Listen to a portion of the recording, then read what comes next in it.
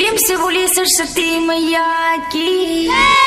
अभी आप सुन रहे हैं टोटल म्यूजिक की प्रस्तुति।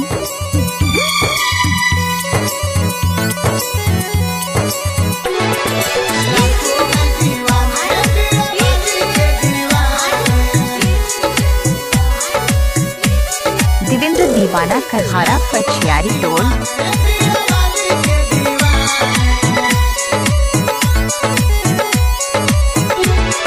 लाखों हैं दीवाने बीड़ा वाली के दीवाने,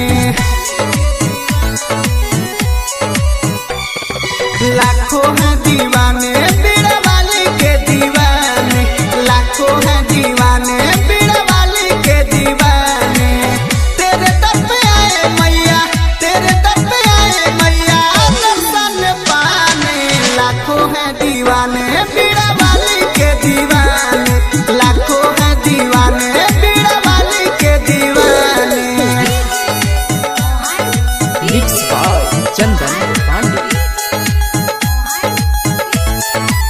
देवेंद्र दीवाना करहारा पछियारी टोल। Presented by total music.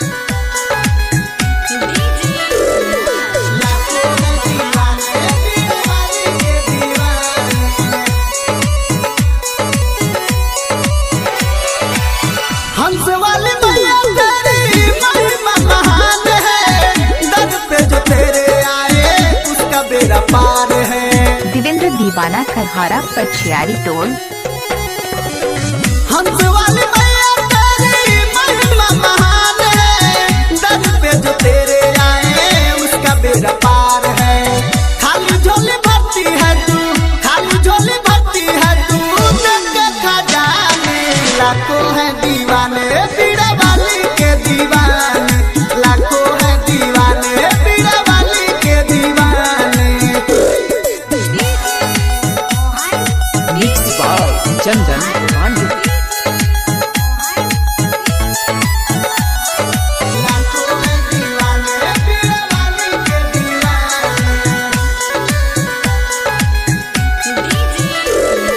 लाखों है दीवाने बीड़ा। अभी आप सुन रहे हैं टोटल म्यूजिक की प्रस्तुति।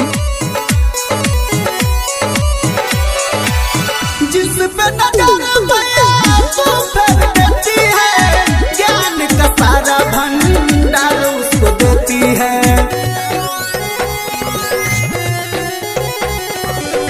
जिस पे नजर मैया तू फेर देती है, ज्ञान का सारा भंडार भर देती है। दर पे तेरे आर्यन आया, दर पे तेरे चंदन आया, बात ये बताने। लाखों है दीवाने